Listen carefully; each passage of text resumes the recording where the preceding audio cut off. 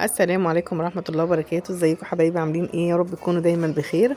كل سنة وحضراتكم طيبين. طبعا رمضان خلاص ماشي يا جماعة، داخل بقى علينا العيد. ربنا يا رب يجعله عيد سعيد علينا وعلى الأمة الإسلامية جميعا. النهاردة طبعا عملنا شوية كحك جمال جدا جدا جدا بألف هنا وشفا. كان نفسي بصراحة اجيب لكم واحنا بنعجنه، بس بصراحة حصل لي موقف كده، كنت وقعت بقى على رجليا وخدوني للمستشفى. فبصراحة كان يوم ما يعلم بيه الا ربنا، بس الحمد لله رب العالمين. بصوا بقى احنا كده عجننا العجينة اهون، وبنقطعه بقى. دي سلفتي، بنقطعه كده كور صغيرة خالص. بصراحة انا بحب الكحك وهو صغير، بيبقى شكله جميل.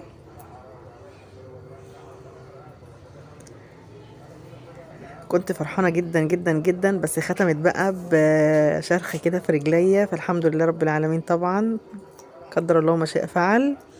طبعا سلفتي بتوري لكم كده احنا بنقطعه وهو صغير. بصوا يا جماعة، لما تقطع الكحك وهو صغير بيبقى شكله جميل جدا جدا بألف هنا وشفا. ما شاء الله تبارك الرحمن. بصراحة الفيديو كنت عايزة اعمله اطول من كده، وكنت عايزة اوريه لكم وانا بسويه، بس بصراحة انا ما سويتهوش والله، لان زي ما بقول لحضراتكم وقعت على رجليا، فكنت في المستشفى. وسلفتي بقى هي كده اللي سويته، ربنا يا رب يبارك فيهم. وطبعا بعمل لهم الفيديو ده شكر ليهم. متشكرة جدا جدا اخواتي وحبايبي سلايفي، ربنا يا رب يبارك فيهم. عملوا لي طبعا الكحك وعملوا لي البسكويت، وان شاء الله هنزلكم فيديو بتاع الفايش ان شاء الله برضو هم هيجوا يعملوه لي. طبعا انا بوري لكم القطاعه. بصوا دي المنقاش بتاع الكحك، بصراحه مش عارفه اسمها ايه، بس جميله جدا جدا، سهله وبتسهل علينا، وبتبقى شكلها حلو اكنك جايباه من بره جاهز.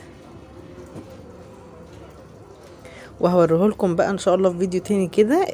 انا طبعا عامله كيلو واحد كحك، هوري لكم رمالي قد ايه. بصراحه والله بيرمي كحك يعني ما شاء الله تبارك الرحمن.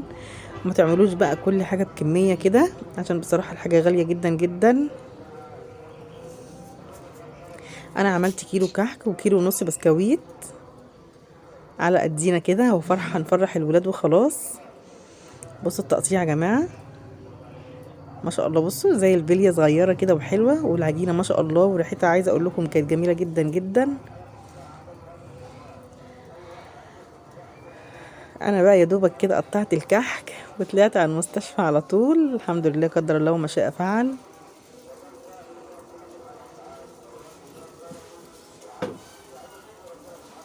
ما شاء الله تبارك الرحمن. كل سنه وحضراتكم طيبين وبخير وبعود الايام. وعايزه اقول لك اختي وحبايبي وحبيبتي وحبايبي كلهم في القناه، ما تكتريش في الكحك والبسكويت، لان والله هي فتره العيد بناكلها وخلاص، بعد كده ده كله هيتركن. من كل نوع كده اعملي كميه بسيطه جدا جدا، لان بصراحه الحاجه كلها غاليه، السمنه والدقيق واللبن وكل حاجه والبيض كمان. يعني بصوا يا جماعه كل حاجه مكلفه. وكل سنه وحضراتكم طيبين وبخير. عايزاكم بقى تكتبوا لي في الكومنتات ايه رايكم بقى في الكحك بتاعي صغير وجميل، وهنزل لكم ان شاء الله فيديو جديد. وانا بعد ما سويناه بقى، طبعا مش تسويتي والله العظيم، تسويه سلايفي. بصراحه عجبني جدا جدا جدا، تقطيعته صغيره جميله جدا بألف هنا وشفا. والنقشه دي يا جماعه عامله زي ما تكون جاهز بالظبط، بألف هنا وشفا. كل سنه وحضراتكم طيبين. السلام عليكم حبايبي.